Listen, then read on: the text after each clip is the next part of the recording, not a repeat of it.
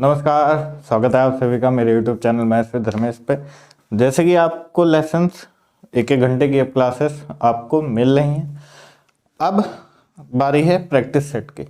जी हाँ, जैसे कि कंफर्म हो चुका है 17 से 18 तारीख को क्या होगा, एग्ज़ाम होगा। दोनों शिफ्ट में एग्ज़ाम रखे गए हैं।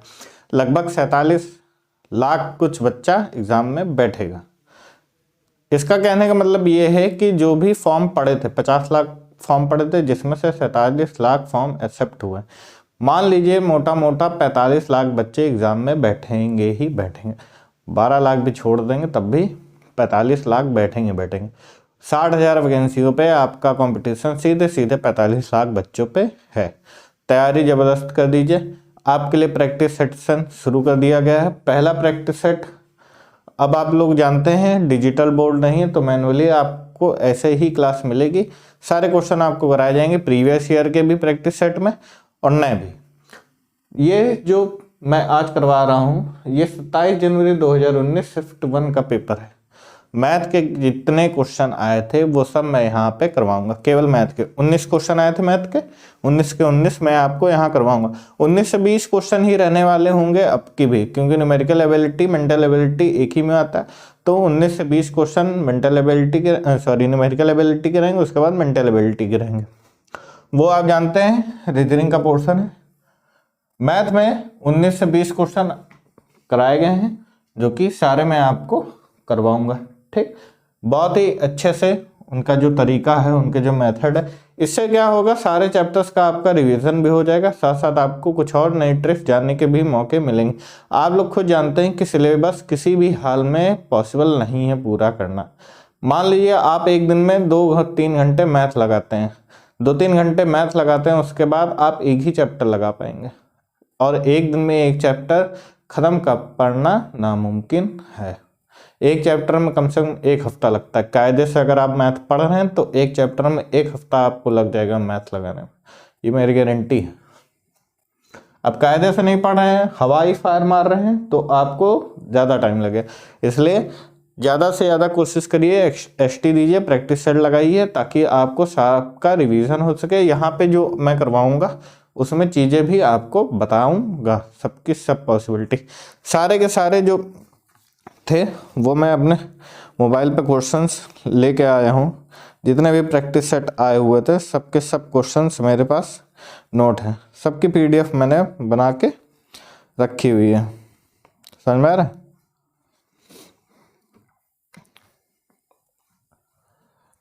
पहला क्वेश्चन आपके सामने लिखा हुआ है, दूसरा क्वेश्चन आपके सामने लिखा है। 2 क्वेश्चन लिखे हुए हैं। 19 क्वेश्चनों में से 2 क्वेश्चन आपके सामने लिखे हुए हैं। पहला क्वेश्चन, 3 अंकों की सबसे छोटी संख्या जो 13 से विभाज्य है और 16 से विभाजित किया जाता है, शेषफल ज्ञात कीजिए। एक ऐसी संख्या आपको बतानी है 3 अंकों की जो 13 से विभाज्य की जाती है, उसके बाद 16 से विभाज्य की जाती है, तो शेषफल क्या होगा ये आपको ज्ञात करना है। आप लोगों को पता है संख्या बराबर होता है भाजक गुणे भाज्य प्लस शेषफल, ये होता है। लेकिन यहाँ पे उसका कोई काम नहीं है। आप लोग जानते हैं, आप सबको 13 का पढ़ा होता होगा। 13 सत्ते होता है 91, जो कि 2 अंकों की संख्या है। आपको चाहिए 3 अंकों की, तो 13 से विभाज्य होने वाली 3 अंकों की जो सबसे छोटी संख्या होगी वो होगी 104।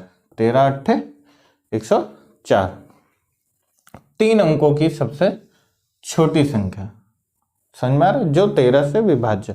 तो 13 के पहाड़े में आप लोग ज्ञात कीजिए जो सबसे छोटी 3 अंकों की संख्या होगी वही 13 से विभाज्य होगी। अब बोला गया है कि 16 से विभाजित किया जाता है, तो इस 104 को अगर हम 16 से विभाजित किए जाएंगे तो 16 छक्के होता है 96 और 16 सत्ते 112। ठीक, 7 छंग 42, 7 एकम 7 और 11, 112। ठीक, तो जब हमने 16 छंग 96 किया तो यहाँ पे जो शेषफल आएगा, जो शेषफल आएगा वो क्या आएगा, 8। यही आपका हो जाएगा आंसर। 104 को जब 16 से विभाजित करेंगे तो कितना आ जाएगा, 8 आ जाएगा। और आपको पता है 8 104 में और जोड़ेंगे, ध्यान दीजिएगा, 104 में 8 और जोड़ेंगे तब ये 112 हो जाएगा, क्योंकि शेषफल कितना बचा है, 8 बचा है। यानी कि 96 प्लस 8 प्लस 8। आप कुल मुद्दा ये है कि 96 में जब 16 जोड़ेंगे तभी तो वो 16 सत्ते हो जाएगा, तो 112 ही होगा। 104 में 8 जोड़ेंगे तब भी क्या होगा, 112 ही होगा। किसी भी प्रकार से आप क्वेश्चन देखिए, आपका आंसर क्या आएगा, 8 ही आएगा। नोट कर लीजिए, ऑप्शन में 4 5 6 8 दिए थे, तो 8 क्या है इस सवाल का आंसर है। नोट कर लीजिए। आवाज आपको क्लियर आ रही होगी, क्लैरिटी वीडियो में फुल होगी, HD एकदम। नोट कर लीजिए पहला क्वेश्चन, जल्दी जल्दी कराएंगे क्योंकि डिजिटल बोर्ड ना होने के कारण ये क्लास बहुत लंबी हो जाएगी। अगर 19 क्वेश्चन कराने बैठेंगे तो जल्दी जल्दी करेंगे। अगला क्वेश्चन देखिए, 6561 के वर्गमूल को ज्ञात करके इस संख्या को अपने वर्गमूल से विभाजित किया जाता है, परिणाम ज्ञात कीजिए।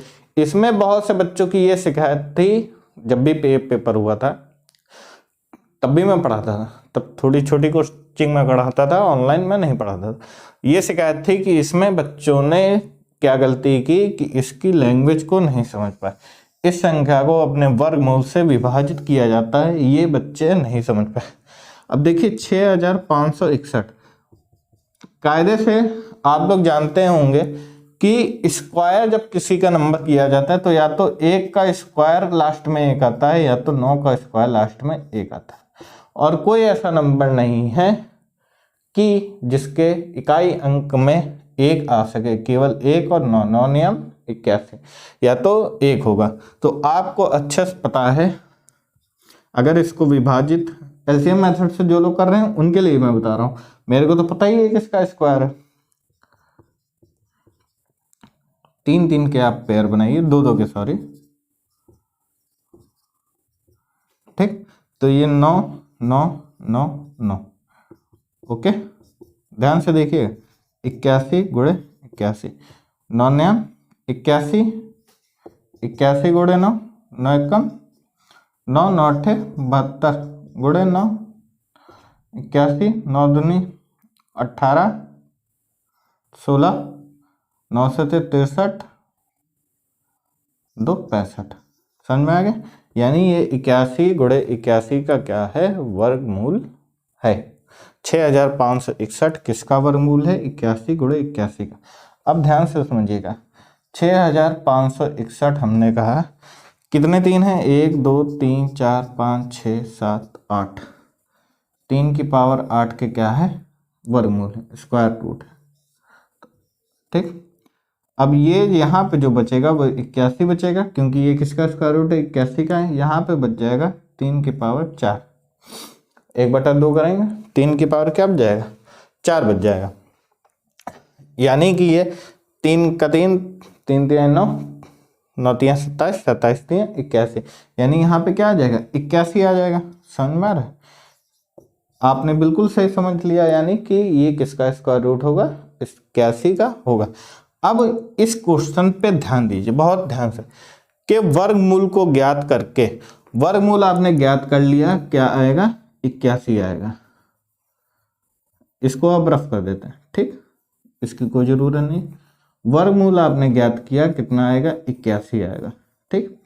अब इस संख्या को जो वर्गमूल आया है, लैंग्वेज को समझिएगा, लैंग्वेज थोड़ी टफ थी, घुमावदार जिसको कहता है, कि इस संख्या को जो वर्गमूल आया है 6561 का, को अपने वर्गमूल से विभाजित किया जाता है। तो 81 किसका वर्गमूल है, तो आप लोग कहेंगे सर 9 का। किसका है वर्गमूल, 9 का। तो इस संख्या को अपने वर्गमूल से जब विभाजित किया जाता है तो परिणाम ज्ञात कीजिए। तो 81 को जब हम उसके वर्गमूल, 9 का वर्गमूल, सॉरी 81 किसका वर्गमूल है, 9 का, यानी कि 9 का वर्ग करेंगे तो क्या आएगा, 81। तो 6561 के वर्गमूल को, यानी कि इस संख्या को जब इसके वर्गमूल यानी कि 9 से जब विभाजित करते हैं तो परिणाम क्या आता है, तो आपको पता है परिणाम 9 आता है। ऑप्शन में भी 9 था, यही क्या है सवाल का आंसर है। नोट कर लीजिए, यही बोला गया था इस सवाल में और कुछ नहीं करना था। उम्मीद करता हूँ आपको ये दोनों क्वेश्चन समझ में आए होंगे। जल्दी जल्दी आगे बढ़ेंगे विदाउट टाइम वेस्ट, क्योंकि ऐसे तो बहुत लंबी क्लास हो जाएगी। तो 100 मिनट लगभग 1.5 घंटे की क्लास हो जाएगी। ये तो क्वेश्चन नोट कर लिया, आगे बढ़ते हैं जो कि आपके सामने ये देखिए। अगला क्वेश्चन तीसरा, किसी वृत्त के व्यास को दोगुना किया जाता है, क्षेत्रफल में कितनी वृद्धि होगी। सिंपल ही क्वेश्चन था। तो यहाँ हम मानते हैं एक मूल वृत्त होगा, ठीक है, और एक नया वृत्त होगा। सिंपल, दो चीजें हमने क्या की, मान ली, ठीक। अब देखिए जो व्यास होता है, ध्यान से समझिएगा, व्यास, इंग्लिश वाले बच्चे जो थोड़ा बहुत तो इंग्लिश मीडियम है वो नोट कर लीजिए। डायमीटर, जो त्रिज्या वो होती है रेडियस, ठीक है। तो d बराबर होता है 2r और r बराबर होता है d/2, यानी कि जो त्रिज्या होती है वो व्यास का आधा होती है, ठीक है। तो व्यास को हम यहाँ मानेंगे क्या, x, ठीक।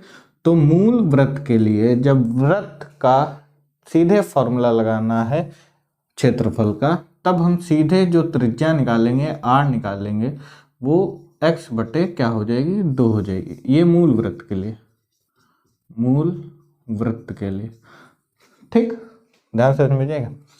तो नए वृत्त के लिए देखिए, नए वृत्त के लिए व्यास को दोगुना कर दीजिए, ठीक है। यानी कि अगर x था व्यास पहले, तो इसको क्या कर देना, दोगुना कर देना। तो नए वृत्त के लिए त्रिज्या क्या हो जाएगी, r क्या हो जाएगा, तो d/2 होता है, तो यहाँ पे d क्या हो जाएगा, 2x हो जाएगा। और त्रिज्या क्या होती है, व्यास की आधी होती है। त्रिज्या क्या होती है, व्यास की आधी होती है। तो ये 2 से 2 कट जाएगा, तो नए वृत्त की जो त्रिज्या आएगी, जो रेडियस आएगी, वो क्या आएगी, x आएगी। मूल वृत्त के लिए r(x/2) होगा और ये r/x होगा। अब देखिए नए वृत्त में मूल वृत्त का जो रेशियो होगा, एरिया का क्षेत्रफल लगाइए, πr² होता है। इस r की जगह पे ये नए के लिए क्या रख देंगे, r बराबर x², ठीक। और मूल के लिए πx/2 का होल स्क्वायर हो जाएगा, πr²। रेडियस की जगह x/2 जब मूल वृत्त हुआ, और नए वृत्त के लिए r क्या हो जाएगा, x, तो πr², r क्या है, x। समझ में आ गया। सिंपल देखिए, πx² रेशियो πx²/4, x से x कट आएगा, पाई से पाई कट आएगा, 1:1/4, यानी कि जो रेशियो आएगा 4 और 1। तो क्षेत्रफल में कितनी वृद्धि होगी, तो नए वृत्त की वृद्धि 4 गुनी होगी। कितनी गुनी होगी, 4 गुनी। ऑप्शन यहाँ पे लिखना भूल गए हैं, मेरे ख्याल से 8 था, 16 था, 4 था और 2 था, तो 4 यहाँ पे क्या हो जाएगा, आंसर हो जाएगा। नया वृत्त मूल वृत्त से कितने गुना है, 4 गुना है। नोट कर लीजिए फटाफट, फिर आगे का क्वेश्चन कराते हैं। नए वृत्त का क्षेत्रफल मूल वृत्त से 4 गुना है। समझ में आ गया। बढ़ेंगे आगे अगले क्वेश्चन के, जो कि आपके सामने ये रहा। देखिए इस क्वेश्चन को, देखिए अगला क्वेश्चन, x के बैंक खाते में 86.54 रुपए शेष हैं। 55.31 रुपए जमा करने पर और 84.33 रुपए निकालने के बाद शेष राशि क्या होगी। तो यहाँ पे शेष राशि क्या होगी, यानी कि अंतिम राशि पूछ रहा है, अंतिम राशि। तो यहाँ जो पहले से जमा राशि थी बैंक में, ठीक, प्लस उसमें और जो जमा किए गए उसको क्या कहेंगे, एक्स्ट्रा जो जमा किए गए, माइनस जितने निकाले गए रुपए। समझ में आया। तो पहले से जो जमा थे वो कितने थे, 86.54। यहाँ शेष लिख लीजिए, शेष एक्स के बैंक खाते में 54.54 शेष थे और 55.31 रुपये जमा करने पर और 84.33 रुपये निकालने पर कितना रुपये बचा। तो इसको ऐड कर लीजिए तो कितना हो जाएगा 55.31 5 8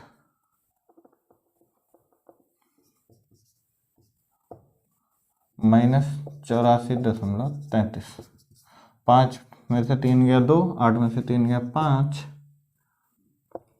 7 5। यही क्या है सवाल का आंसर, नोट करिए 57.52 रुपये। फटाफट नोट कर लीजिए 57.52 रुपये क्या हुए बचे। ये तो बच्चों वाला सवाल था, सभी लोगों ने कर लिया होगा, है ना। बढ़ते हैं अगले क्वेश्चन की तरफ जो कि आपके सामने ये रहा। देखिए इस क्वेश्चन को, देखिए इस क्वेश्चन को।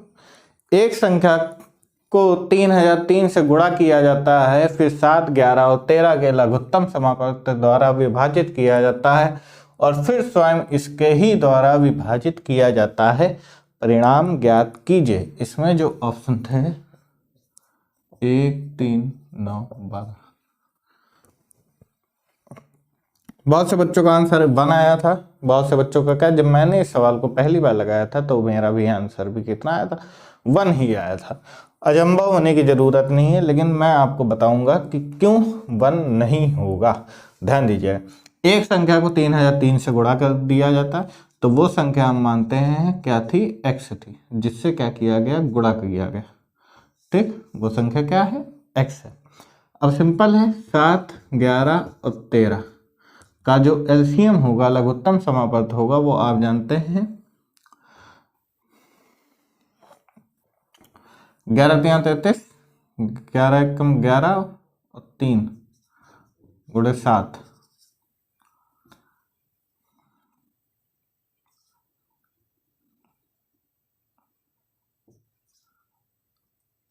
ये होगा। ठीक, एलसीएम क्या होगा, 1001। अब ध्यान दीजिएगा, 3003 को x से पहले गुणा किया गया किसी संख्या से, उसके बाद इन सब के उससे क्या किया गया, डिवाइड किया गया, तो कितना आया, तिहाई। कितना आ गया, 3x, 1001 तिहाई 3003, कितना आ गया, 3x आ गया। ध्यान दीजिएगा, अभी तक यहाँ तक हमने किया है, इस स्टेप तक के सगुत्तम समापवर्त द्वारा विभाजित किया जाता है। ठीक, और फिर ध्यान दीजिएगा, और फिर इसके ही द्वारा विभाजित किया जाता है। समझ में आ रहा है, पहले 3 से गुणा किया जाता है, फिर 7, 11, 13 के लघुत्तम समापवर्त द्वारा विभाजित किया जाता है, विभाजित करते, और फिर स्वयं इसके ही द्वारा विभाजित किया जाता है। स्वयं इसके ही द्वारा का मतलब है कि जो x है, जो परिणाम आया है उससे नहीं, जिस संख्या से हमने गुणा किया था उससे। तो 3x को जब हम x से विभाजित करेंगे तो 3 आंसर आएगा। यही सवाल का आंसर था, 3। यहाँ पे बच्चों ने यही गलती की कि उन्होंने 3 से विभाजित कर दिया था और उनको लग रहा था आंसर 1 आएगा। आप कायदे में जब x लेके चलेंगे तभी इसका सही आंसर आएगा। ये परिणाम नहीं था, ये केवल डिवाइड होने के बाद आई हुई संख्या थी। उसके बाद स्वयं इसी से, जिस संख्या से मल्टीप्लाई किया गया था उससे विभाजित किया गया, तो 3 आंसर निकल के आए। नोट कर लीजिए फटाफट, बढ़ेंगे अगले क्वेश्चन की तरफ। देखिए इस क्वेश्चन को, यदि 10x + 5 रेशियो 4x + 8 5 रेशियो 8 के लिए घन अनुपात यानी कि क्यूब, ठीक, क्यूब है तो x क्यूब ज्ञात कीजिए। देखिए अगर हम मानते हैं, अवधारणा क्या होती है, x रेशियो y, ठीक, a रेशियो b, समझ में। तो a रेशियो b के लिए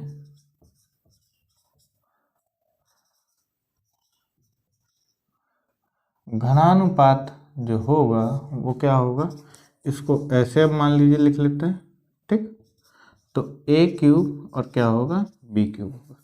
ठीक, समझ में, a क्यूब और b क्यूब होगा। तो वैसे ही 10x + 5 रेशियो 4x प्लस 8 के लिए 5 का क्यूब रेशियो 8 का क्यूब। ठीक, 5 का क्यूब और उसका 8 का क्यूब आप कर लीजिए, तो 10x plus 5 ratio 4x plus 8 बराबर 25 पंजे 125, 8 वट 64 और 64 32 512। ठीक, अब किसी से भी आप मान निकाल लेंगे तो मान क्या आएगा, सेम आएगा। जैसे इससे 8 में जब हम इसमें माइनस कर देंगे तो ये 504 बचेगा। 504 को जब 4 से हम क्या करेंगे, डिवाइड करेंगे तो कितना आ जाएगा, 504, 4 एकम 4,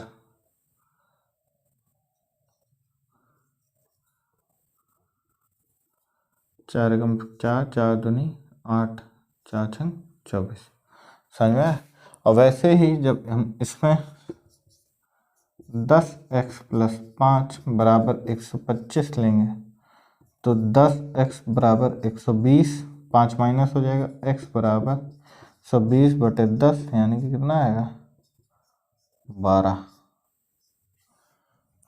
तो इसमें 12 आना चाहिए शायद, लेकिन वो y के लिए होगा। ठीक ठीक ठीक, इसका इससे कोई संबंध नहीं, हमें केवल x ज्ञात कीजिए, x बताना है। जब y पूछा होता तब हम यहाँ पे दूसरा सेंटेंस लेते। ठीक, तो x के लिए क्या हो जाएगा, x क्यूब बराबर होगा 12 का क्यूब, और जिसका आंसर क्या आएगा, 1728। यही क्या है सवाल का आंसर। नोट कर लिए, कुछ नहीं करना था, इसको लेके इसका क्यूब कर देना था और आपको वैल्यू निकाल देनी थी।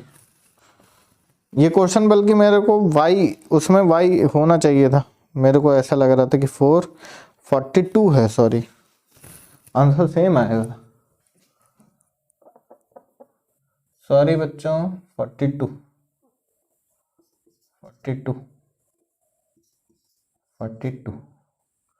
तो यहाँ पे 504 जब होगा बटे 42, 42 से कम 42 हो जाएगा, 8 बच जाएगा 84, 42 तो ना 84, सेम वैल्यू आएगी 1728, अलग अलग नहीं आएगी, सॉरी सेम आएगी।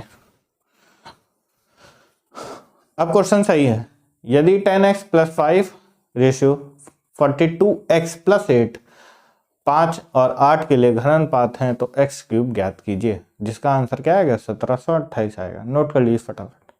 सॉल्व कैसे करना है, x रेशियो y हम मानेंगे तो a b के लिए जो घन अनुपात होगा वो x ratio y equal to a cube b cube.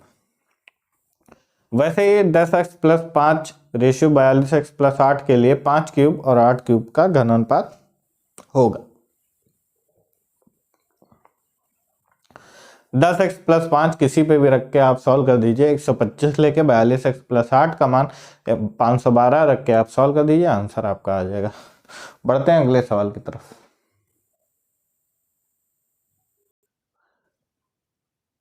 देखिए सवाल नंबर 7वां, 40 के वर्ग के 40% का 1/4 ज्ञात कीजिए। ये सब आए हुए क्वेश्चन है, हल्के में मत लीजिए।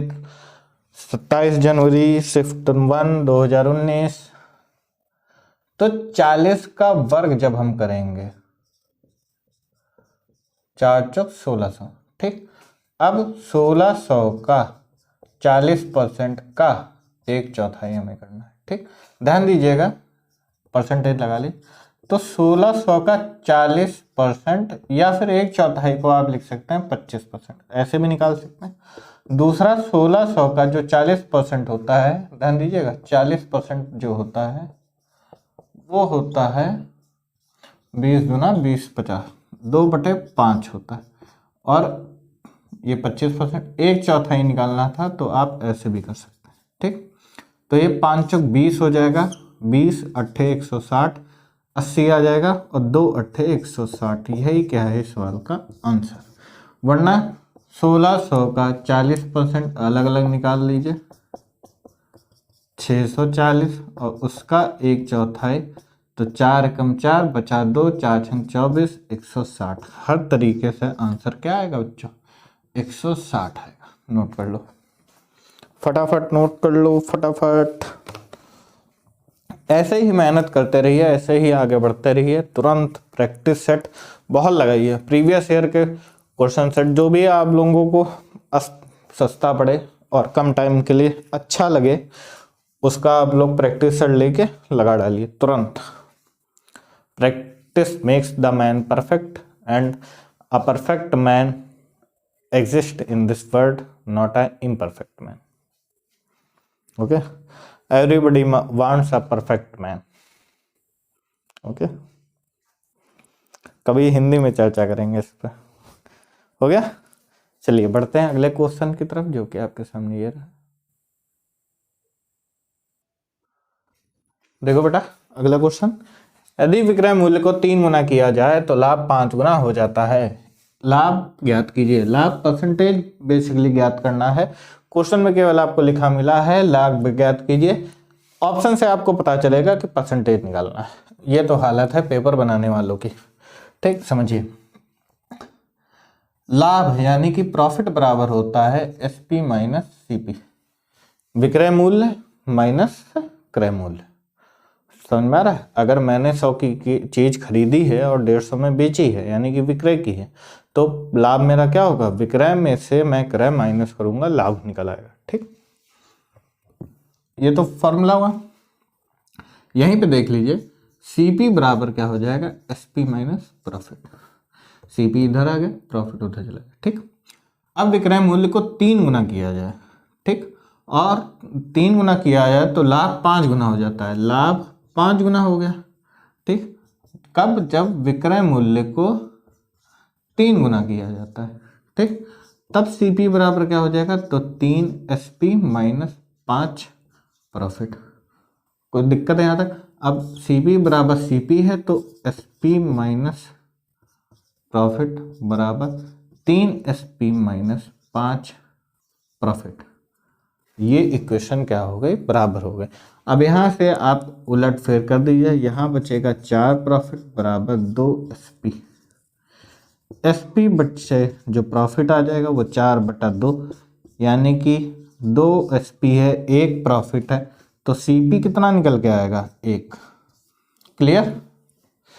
अगर एसपी विक्रय मूल्य हमारा 2 है और प्रॉफिट लाभ हमारा 1 है, तो क्रय मूल्य क्या निकल के आएगा? 1 निकल के। चाहे रख के देख लीजिए, एसपी 2 प्रॉफिट 1 माइनस कर देंगे, सीपी कितना आ जाएगा? 1 आ जाएगा। अब लाभ प्रतिशत बराबर होता है यहाँ पे लाभ बटे सीपी गुणे 100। ओके, लाभ बटे क्रय मूल्य गुणे 100। लाभ 1 का हुआ, कॉस्ट प्राइस कितनी है? 1 आई गुणे 100, यानी कि जो परसेंटेज आएगा हमारा वो कितना आएगा? 100।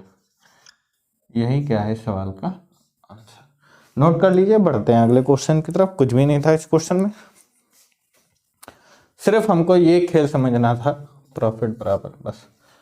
कई टीचर दूसरे तरीके से कराएंगे, लेकिन मैंने आपको जो तरीका बताया आप यही लगाइए। जो अपना बेसिक है उस पर ही अड़े रहिए आप, सारे मेथड वहीं से आएंगे। कोई ट्रिक नहीं है दुनिया में। कुछ क्वेश्चंस की केवल बनाई गई हैं अलग से, वरना कोई ट्रिक नहीं है। सब बेसिक उठा उठा के जितना बेसिक छोटा होता जाएगा वही ट्रिक होती जाएगी। नोट करिए, बढ़ेंगे अगले क्वेश्चन की तरफ, जो कि आपके सामने ये रहा। देखिए अगला क्वेश्चन, एक्स 42,000 रुपए में एक स्कूटर खरीदता है, वह मरम्मत पर 6,000 रुपए व्यय यानी कि खर्च करता है और स्कूटर को 54,000 रुपए में बेच देता है। उसका लाभ कितना होगा? देखिए 42,000 में उसने स्कूटर खरीदा और 6,000 रुपये मरम्मत में लगा दी, तो उसको स्कूटर वो पड़ा 48,000 का। समझ में आ रहा है? सीपी उसका क्या था? 48,000। एसपी उसका था 54,000, तो 6,000 का क्या हुआ? उसको प्रॉफिट हुआ, लाभ हुआ। तो प्रॉफिट परसेंटेज बराबर होता है, इसमें भी आपको ऑप्शन से पता चलेगा कि प्रॉफिट परसेंटेज निकालना है। 6,000 बटे 48,000 गुणे 100, तो 6×8 = 48 हो जाएगा, और 100/8 का मतलब होता है 12.5%। परसेंटेज में मैंने आपको सारी वैल्यूज रटवाई थी कि क्या कौन सी वैल्यू, 12×8 = 96 और 8×5 = 44। तो इसका सिंपल और सादा बेसिक मेथड पे सॉल्यूशन था, कुछ नहीं करना था। 48,000 उसको सीपी पड़ी, 54,000 में बेच दिया, 6,000 का प्रॉफिट, 6×8 = 48। सिंपल, नोट कर लिए। कुछ एक्स्ट्रा दिमागदार व्यक्ति डायरेक्ट जान लेंगे कि 6/48 यानी कि 1/8 का प्रॉफिट यानी कि 12.5%। डायरेक्ट आंसर निकाल लेंगे। समझ में आ रहा है? नोट कर लीजिए, अगला क्वेश्चन कराया जाए, फिर फटाफट आगे बढ़ेंगे बिना टाइम वेस्ट किए हुए। देखिए अगला क्वेश्चन, देखिए इस क्वेश्चन को। इस क्वेश्चन में आपको डिस्काउंट परसेंटेज बराबर MP माइनस SP बटे MP गुणे 100 इंटू 100, ऐसा कुछ नहीं लगाना है, कुछ भी नहीं, सिंपल इस सवाल को कर देना है। देखिए कैसे, 110 रुपए की लागत थी, ठीक है, उसको 104.5 में बेच दिया गया। आपको पता है 5.5 रुपए का भारी डिस्काउंट उसको दिया गया, भारी भरकम, ठीक है। तो आप खुद जानते हैं कि 5.5 का उसको डिस्काउंट दिया गया, कितने पे?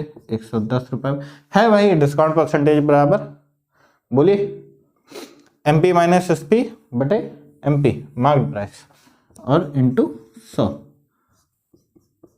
कुछ बच्चों के लिए पॉइंट हटाना के बाद नीचे गुणे 10 यानी कि 1 0 बढ़ाना पड़ता है, बता रहे जानकारी के लिए। 10 दाम में 100, 2 पंजे 10, कितना आंसर आ गया बच्चों? 5%। यही है इस सवाल का आंसर। नोट करिए फटाफट, कुछ भी नहीं करना था, डिस्काउंट परसेंटेज बराबर MP माइनस SP बटे MP गुणे 100 कर देना था, वही आंसर आ गया। अब किया मैंने वही है, लेकिन कुछ बच्चों को अगर फॉर्मूला याद है तो वो फॉर्मूले पे लगा लेंगे, वरना नहीं फॉर्मूला याद है तब भी दिमाग लगा लें कि 110 रुपए की थी तो 5.5 का छूट मिला हमको किस पे? 110 रुपए का। ये बेसिक तरीका है, 5.5 का छूट मिला 110 पे और गुणे 100 करके परसेंटेज आप निकाल लेंगे। बहुत बेसिक मेथड है, नोट करिए फटाफट। बढ़ेंगे फिर अगले क्वेश्चन की तरफ, जल्दी से नोट करिए। देखिए अगला सवाल, सवाल नंबर 11। चक्रवृद्धि ब्याज पर निवेशित एक राशि 2 वर्ष में 1600 रुपए और 3 वर्ष में 1680 रुपए हो जाती है, ब्याज की दर ज्ञात करिए। देखिए ऐसे क्वेश्चन में आपको कुछ नहीं करना है, सिंपल तरीका बता रहा हूं, वही याद कर लीजिए। इस टाइप के जितने सवाल होंगे सब उस पे हो जाएंगे, सब के सब। ध्यान से देखिए कि 2 वर्ष में जो राशि है वो 1600 रुपए हो रही है और 3 वर्ष में वो राशि 1680 हो रही है, यानी कि 1 वर्ष में वो राशि 80 रुपए और बढ़ रही है। कितना बढ़ रही है? 80 रुपए बढ़ रही है। अब रेट परसेंटेज यानी कि दर, जो हमारा इंटरेस्ट रेट है, जो ब्याज की दर है, वो निकालने के लिए कुछ नहीं करना है, जितना अंतर हो दोनों अमाउंट में बटे जो पहले का अमाउंट हो, फर्स्ट अमाउंट जो दिया हो, गुणे 100, 16 पंजे 80, आंसर आ जाएगा 5%। ऑप्शन में दिए थे 4, 3, 2 और 5, तो 5% क्या है इस सवाल का आंसर है। ये फॉर्मूला याद कर लीजिए, ऐसे जितने भी टाइप के सवाल होंगे सब में लग जाएगा कि R परसेंटेज बराबर difference in amounts upon first amount into 100। यही तरीका आप लोग रट लीजिए, यही आपके लिए सबसे बेस्ट मेथड है। फिर बढ़ते हैं अगले सवाल की तरफ, जो कि आपके सामने ये रहा। देखिए सवाल को,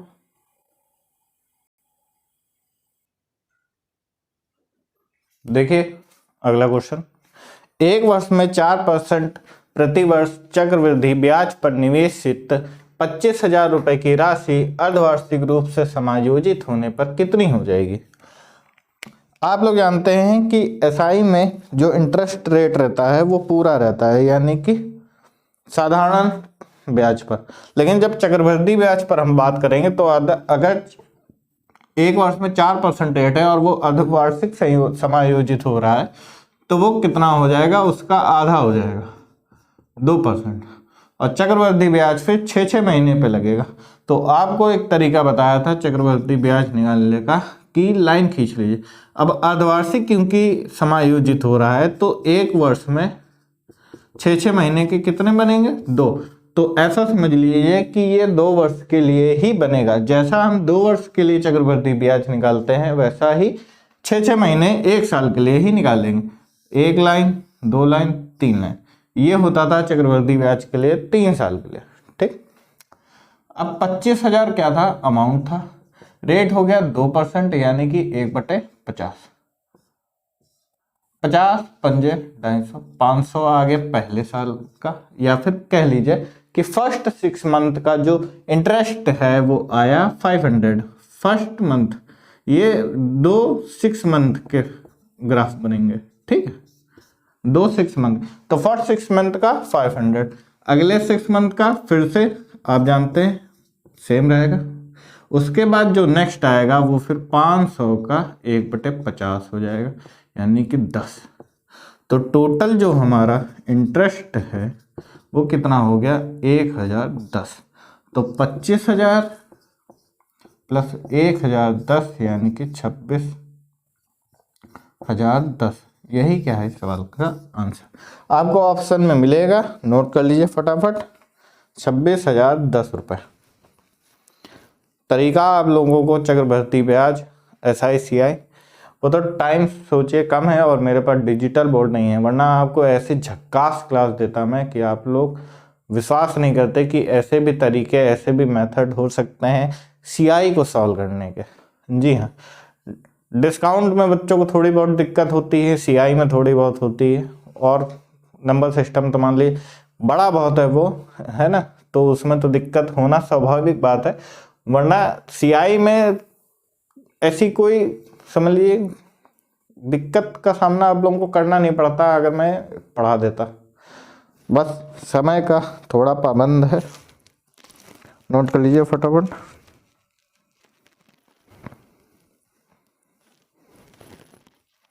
जल्दी से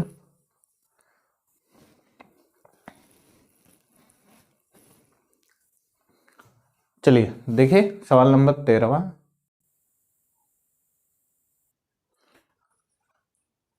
देखिए बड़ा सवाल, question number 13, A to Z ऐसे ही आया था, इसका भी मेथड आप लोगों को मैं बहुत सरल तरीके से बताऊंगा। एक ने 75,000 रुपए के साथ एक व्यवसाय शुरू किया, 37,500 रुपए के साथ B कुछ समय बाद जुड़ जाता है। यदि वर्ष के अंत में लाभ 3:1 के अनुपात में साझा किया जाता है तो कितने महीनों बाद B शामिल हुआ।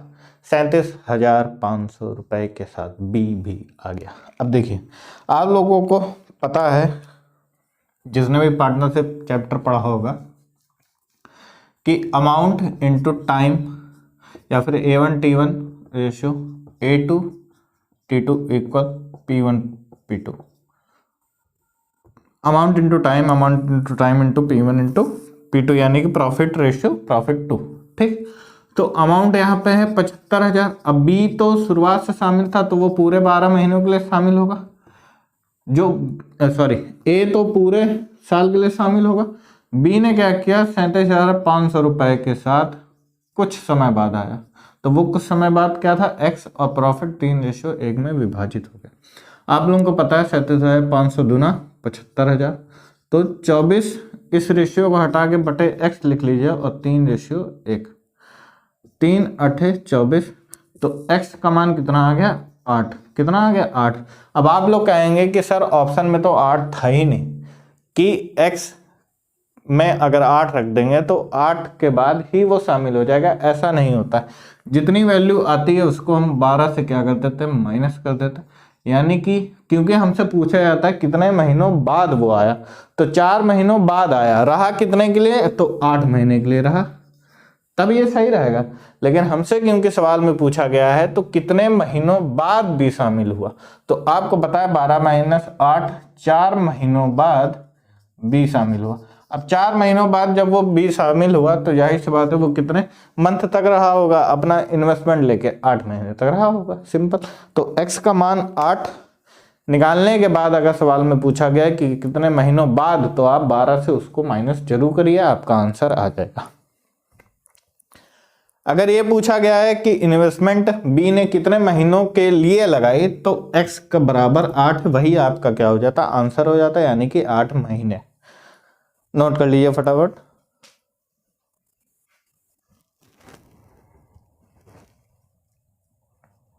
फटाफट नोट करिए।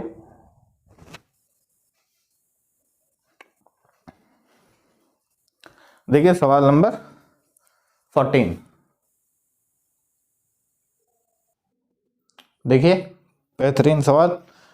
इसमें बच्चे समझ लीजिए इतने परेशान हो गए, कह रहे सर इसको कैसे लगाया जाएगा। तो बेटा हमेशा ट्रिक के नजरों में ना रहें। सिंपल मान लें कि कक्षा में छात्रों की जो संख्या थी, छात्रों की जो संख्या थी उसको n, हाँ n मान लें, n थी, और जो उनका औसत था, थोड़ी राइटिंग बेकार हो गई, x था। तो क्या हो जाएगा, अंक कितने हो जाएंगे, nx हो जाएंगे, औसत गुणे छात्रों की संख्या। ठीक। अब क्या हुआ, जो औसत था x, तो छात्रों की संख्या गुणे औसत में जो वृद्धि हुई वो इतने की हुई, बराबर हो जाएगा। देखिए अब nx अंक हुए, ठीक, प्लस उसमें 88 एक छात्र के जो गलती से पढ़ लिए गए, क्या 68, तो कितना बढ़ा, 20 बढ़ा। तो nx प्लस 20, तो यहाँ पे nx प्लस 0.5 n बराबर nx प्लस 20, nx से nx कैंसिल हो गया।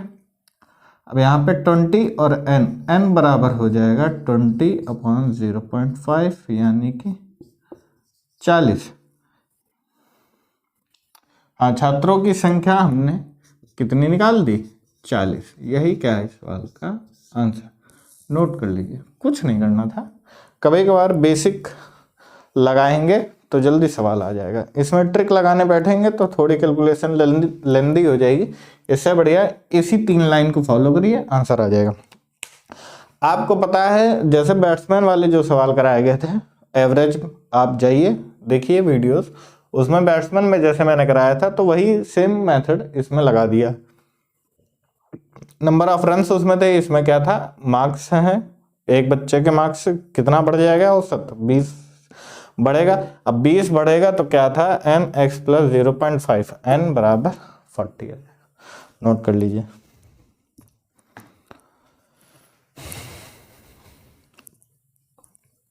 बढ़ेंगे आगे, सवाल नंबर 15।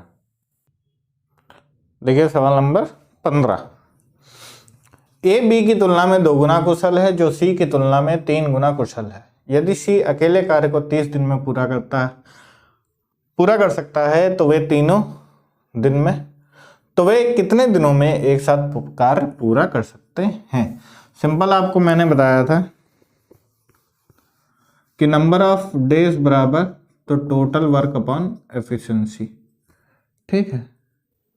तो इसमें भी यही निकालना है, इसमें लेकिन क्या है, एफिशिएंसी आपको पहले से गिवन है।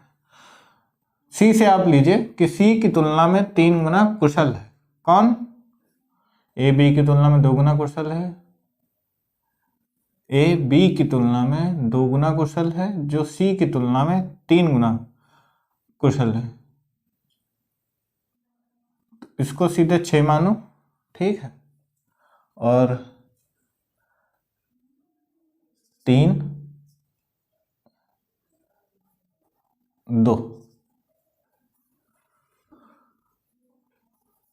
यही होगा। बताइए, ए बी की तुलना में 2 गुना कुशल है। अच्छा, यहाँ पे बी की बात कर रहे हैं, जो बी की तुलना में 3 गुना कुशल है, जो सी की तुलना में 3 गुना कुशल है। हमेशा यहाँ बी की बात कर रहे होते हैं, जो हमेशा ध्यान रखिएगा, ए बी की तुलना में 2 गुना कुशल है, ए बी की तुलना में 2 गुना कुशल है, ठीक है।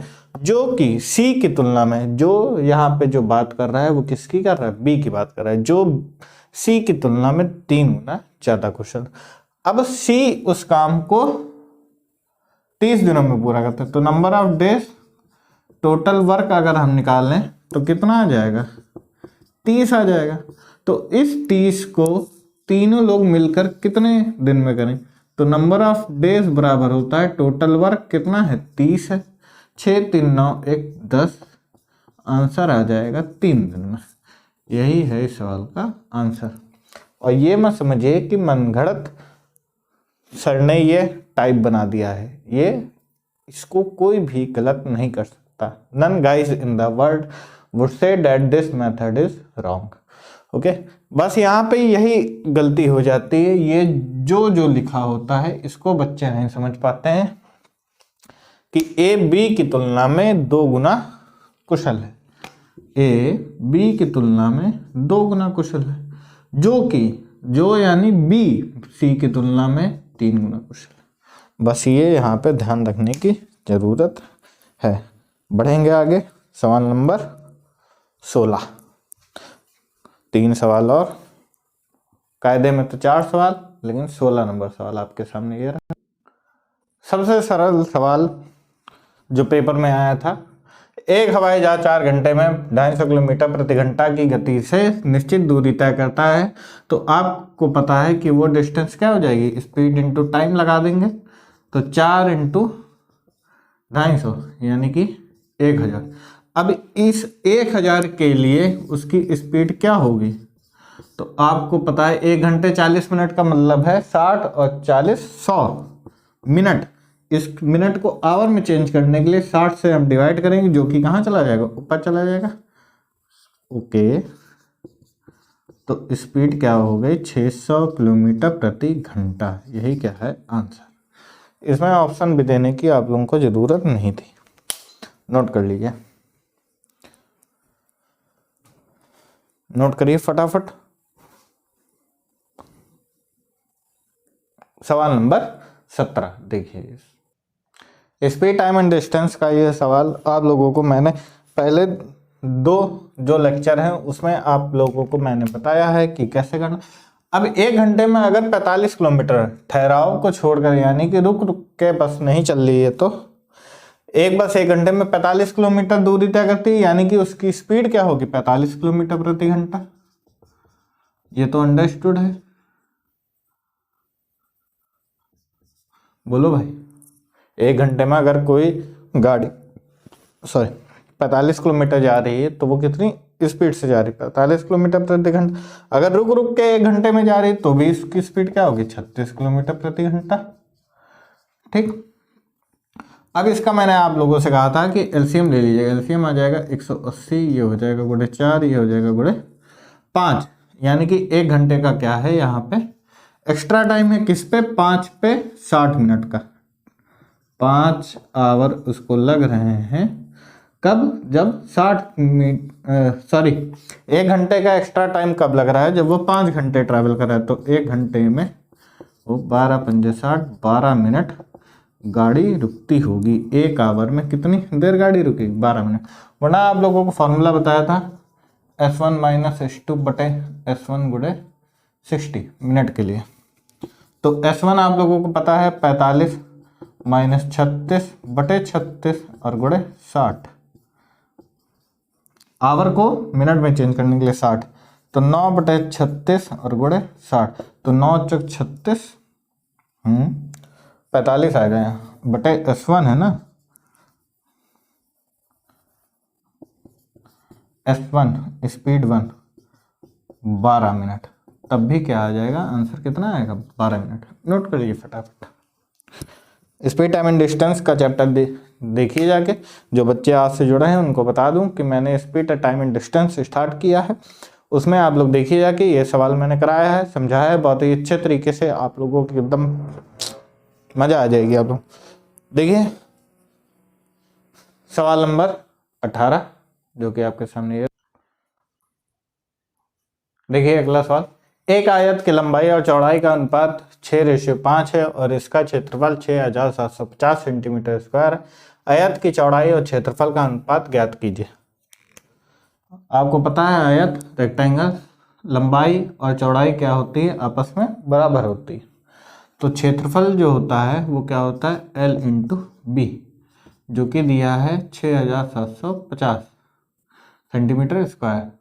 तो रेशियो इसका है 6x इंटू 5x बराबर 6750। ये आ जाएगा 30x स्क्वायर बराबर 6750। 3 दूना 6, 3 दूना 6, 3 पचे 15। एक्स स्क्वायर आ जाएगा 225, जहाँ से x का मान आ जाएगा 15। कितना आ जाएगा x का मान 15, यानी कि जो लंबाई आएगी वो कितनी आ जाएगी 15 छक्का 90x, 15 पचे चौड़ाई कितनी आ जाएगी 15 पचे 75, x नहीं 90 और कितनी आ जाएगी 75। अब आयत की लंबाई आयत की चौड़ाई और क्षेत्रफल का अनुपात ज्ञात कीजिए। आयत की चौड़ाई आप लोगों को पता है कितनी है 75 और क्षेत्रफल 6750। ठीक, तो ये कट जाएगा 75 एकम 75, 9 पचे 45, 9 सत्ते 63, 4 67, 90, 1:90 क्या हो जाएगा इस सवाल का आंसर। नोट कर लीजिए फटाफट, 1:90 is the answer of this question. Note कर लीजिए, समझ में आ गया। L इंटू बी हमने लगाया तो 5x into 6x 30x square. ये x स्क्वायर कभी मत भूलिएगा, आप क्षेत्रफल निकालने एरिया निकालने तो हमेशा क्या आएगा स्क्वायर आएगा ही आएगा।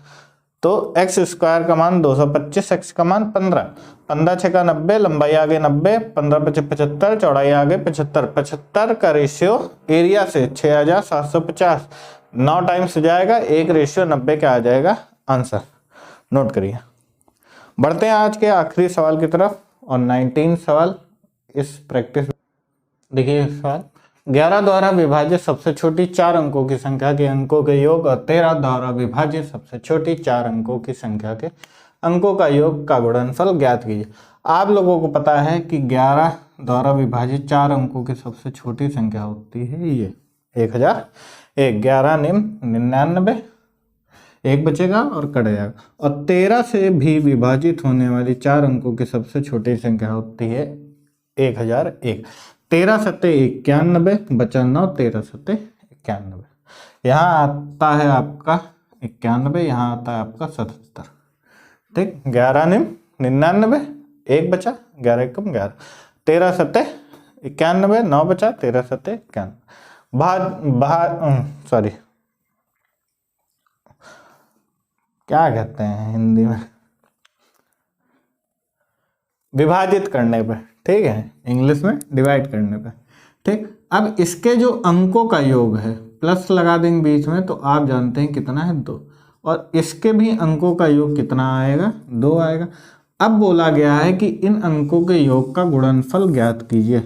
तो 2 अंक ऊपर 11 से विभाजित होने वाली संख्या का आया, 13 से विभाजित होने वाली संख्या का भी 2 आया, तो इन दोनों का हमसे गुणनफल पूछ रहा था, कितना आ जाएगा बच्चों 4 आ जाएगा।